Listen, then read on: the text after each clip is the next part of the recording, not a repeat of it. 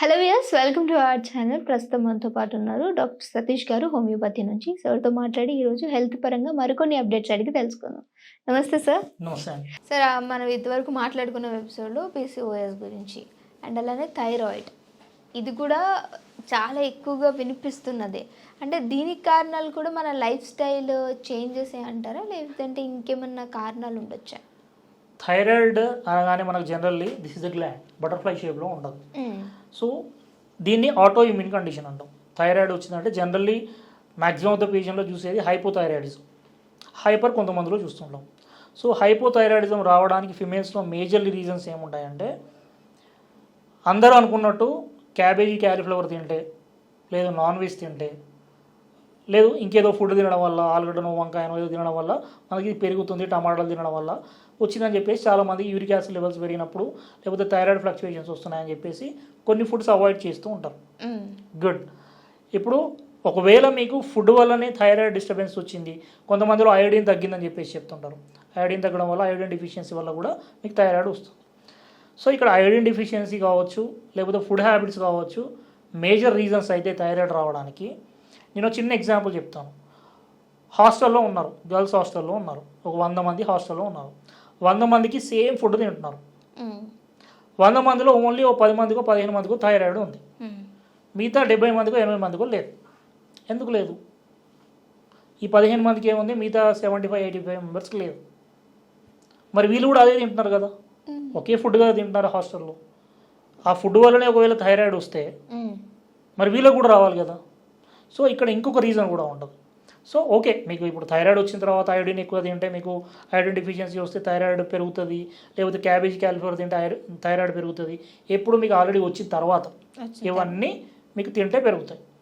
కాకపోతే అసలు ఎందుకు వచ్చిందంటే, ఎవరైతే ఫిమేల్స్ ఎక్కువగా బాధను దిగమింగడం అంటాం, అంటే ఫీలింగ్స్ని ఎక్స్ప్రెస్ చేయకుండా వాళ్ళలో వాళ్ళే సఫర్ అవుతూ ఉంటాయి. ఫర్ ఎగ్జాంపుల్, ఏదైనా రిలేషన్షిప్లో ఉన్నారు. ఇప్పుడు జనరల్లీ కొంతమంది అమ్మాయిలు వస్తారు ఒక 20 to 25, 30 ఇయర్స్లో. వీళ్ళకి జనరల్లీ ఉండే ప్రాబ్లమ్స్ ఏంటంటే, పెళ్ళికి ముందు వీళ్ళకి థైరాయిడ్ లేదు, కొంతమందికి పెళ్ళైన తర్వాత థైరాయిడ్ కనబడుతున్నాయి. చాలామంది పెళ్ళికి ముందు ఏం థైరాయిడ్ లేదు, నాకేం ప్రాబ్లం లేదు అని చెప్తారు. పెళ్ళైన తర్వాత 1 yearకో 2 yearస్కో థైరాయిడ్ కనబడుతూ ఉంది. మరి ఎందుకు వచ్చింది?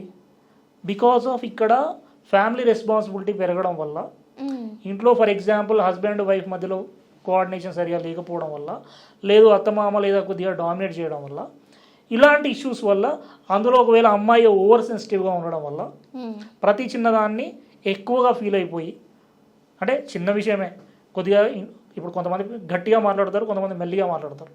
సో ఆ అమ్మాయి చాలా సెన్సిటివ్ అనుకోండి, ఇంట్లో చిన్నప్పటి నుంచి చాలా గౌరవంగా పెరిగింది. వీళ్ళేదో కొద్దిగా గట్టిగా అదే లేదా అమ్మ ఇదే లేదా అమ్మ అని చెప్పేసి అన్నారు అనుకోండి, హర్ట్ అయిపోయి చిన్న చిన్న వాడికి ఎక్కువగా ఎమోషనల్ డిస్టర్బెన్సెస్ ఫీల్ అయిపోయి, సో దాంతో థైరాయిడ్ ఫ్లక్చువేషన్స్ వస్తున్నాయి.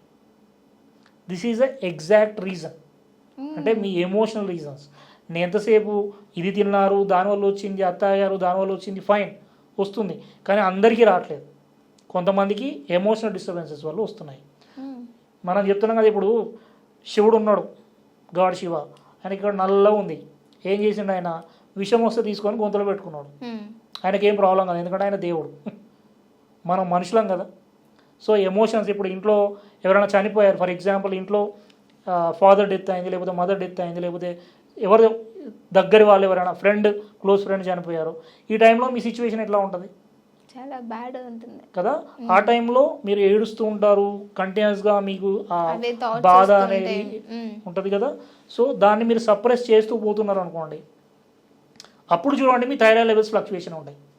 ఇప్పుడు జనరల్లీ థైరాయిడ్ పేషెంట్స్లో కూడా నార్మల్గా థైరాయిడ్ టాబ్లెట్స్ వాడుతున్నారు, వాళ్ళు రోజు 550 mcgనో ఎంతో వాడుతున్నారు, అంతా బాగానే ఉంటుంది, కంటిన్యూస్గా అది నార్మల్గానే కనిపిస్తుంది. కానీ సడన్గా ఒకసారి చూసినప్పుడు అది సడన్లీ TSH లెవెల్స్ 5-4 లోపు ఉండాల్సింది, చూస్తే 75, 85, 100 ఉన్న వాళ్ళు కూడా ఉన్నారు TSH లెవెల్స్. ఓకే. సో ఎందుకు పెరిగిపోయింది సడన్గా మరి TSH లెవెల్స్? అంటే ఇంబ్యాలెన్స్ అవ్వడం.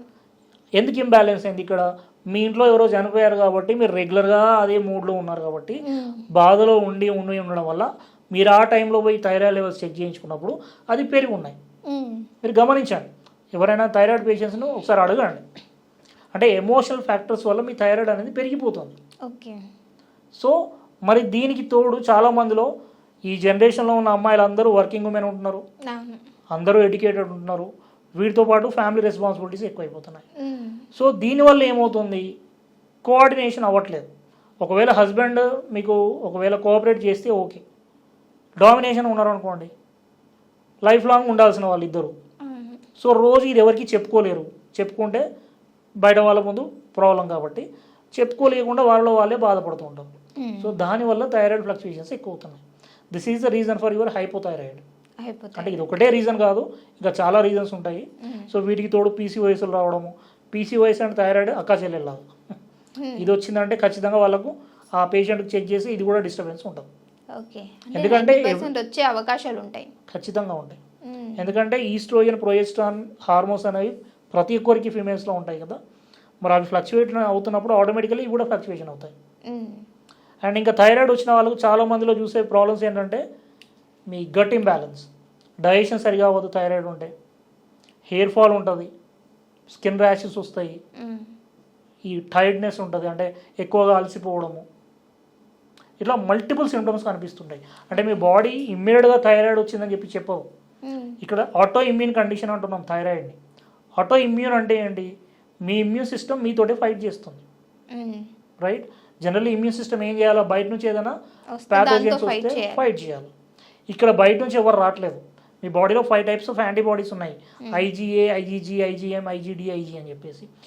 ఈ ఐజీజీ, ఐజీఎం యాంటీబాడీస్ అనేవి ఫర్ ఎగ్జాంపుల్ ఇవి రెండు వేరే మూడిటితో ఫైట్ చేస్తూ ఉన్నాయి. ఇక్కడ ఏమైపోయిందంటే మీ బాడీ మీతోటి ఫైట్ చేస్తుంది, సింపుల్గా చెప్పాలంటే.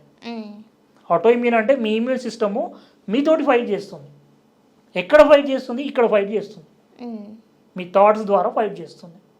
సో దానివల్ల మీకు ఆటో ఇమ్యూన్ కండిషను థైరాయిడ్ కావచ్చు, డయాబెటీస్ కావచ్చు, ఇంకా చెప్పుకుంటూ పోతే రుమటాయిడ్ ఆర్థరైటిస్ కావచ్చు, ఇట్లా మనకు ఉన్న ఆటో ఇమ్యూన్ కండిషన్స్ అన్నీ కూడా మీ ఎమోషనల్ ట్రిగ్గరింగ్స్ వల్ల వస్తాయి. ఇది వచ్చిన వాళ్ళకి అడిగితే తెలుస్తుంది. ఇది జనరల్లీ వస్తుందా అనుకుంటారు, కానీ మీరు కొన్ని సంవత్సరాల తరబడి ఉండి ఒక పేషెంట్ని మీరు ఇవన్నీ అడిగినప్పుడు వాళ్ళన్నిటికీ కనెక్ట్ అవుతారు. సో నాకు 6 ఏళ్ల కింద థైరాయిడ్ వచ్చిందంటే 6 ఏళ్ల కింద మీకు ఏం జరిగింది, మీ ఇంట్లో ఏమైనా ఇన్సిడెంట్ జరిగిందా, లేకపోతే ఏదైనా ఎమోషనల్గా డిస్టర్బ్ అయ్యారా అంటే అవునండి ఖచ్చితంగా అప్పుడు మా ఫాదర్ చనిపోయారు, నేను కొద్దిగా బాధలో ఉండే, మీకు అప్పుడే కనపడింది మరి థైరాయిడ్. సార్ మరి థైరాయిడ్ వచ్చినప్పుడు మన వస్తుంది, ఎందుకు వస్తుంది అన్ని మాట్లాడుకున్నాము, బట్ దీన్ని తగ్గించవచ్చా? థైరాయిడ్ని ఖచ్చితంగా హోమియోపతిలో తగ్గించిన కేసెస్ చాలా ఉన్నాయండి. చాలామంది థైరాయిడ్ అనగానే థైరాయిడ్ టాబ్లెట్స్ మీకు ఇంకా పెరిగిన కొద్దీ 50 mcg నుంచి 75కి, 75 నుంచి 100కి ఇలా పెంచుకుంటూ పోతూ ఉంటారు. కానీ ఏదో ఒక రోజు మాత్రం మీకు థైరాయిడ్ వాల్యూస్ పెరుగుతున్నాయి. నా దగ్గరికి రీసెంట్గా ఒక లేడీ 26-27 years ఉంటాయి, తనకి ఇలానే కొన్ని సిమ్టమ్స్ ఉండడం వల్ల చెక్ చేయించినప్పుడు టీఎస్హెచ్ లెవెల్స్ జనరల్లీ వచ్చినప్పుడు కొన్ని సిమ్టమ్స్ చెప్తే ఈ టెస్టులు చేయించడం అని చెప్తే యూఎస్జిఎఫ్ అబ్డామిన్ థైరాయిడ్ రాసిచ్చాము. టీఎస్హెచ్ లెవెల్స్ 85 ఉన్నాయి, టీఎస్హెచ్ 85. నా దగ్గర రిపోర్ట్స్ కూడా ఉన్నాయి, కావాలంటే మీకు ఇస్తాం. This is 3 months back, 4 months back. TSH 85 ఉంది. మీరు జనరల్లీ మన జనరల్ డాక్టర్ దగ్గరికి వెళ్తే ఆయన ఏం చెప్పారంటే థైరాయిడ్ ఇమీడియట్గా 100 mcg లేకపోతే 125 స్టార్ట్ చేయాలని చెప్పారు.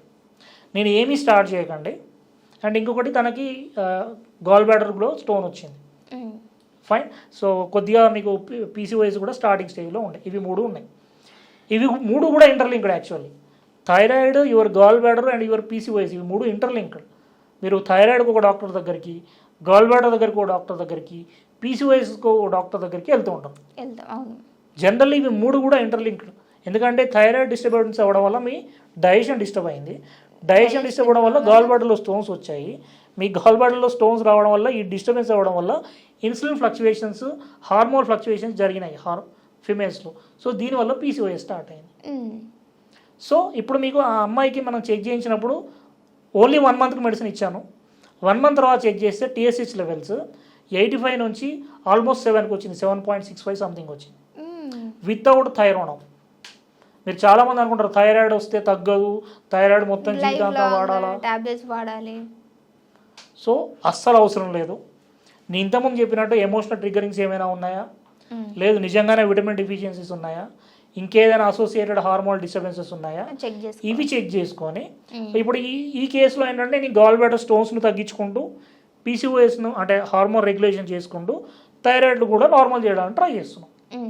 ఈవెన్ గాల్ బ్లాడర్లో స్టోన్ కూడా తగ్గుతుంది తనకి. ఓకే, ఇవన్నీ బ్యాలెన్స్ చేసుకుంటే డెఫినెట్గా కంట్రోల్ చేయొచ్చు, తగ్గిస్తుంది. తగ్గిస్తుంది. Okay okay, thank you so much sir, మంచి ఇన్ఫర్మేషన్. Thank you.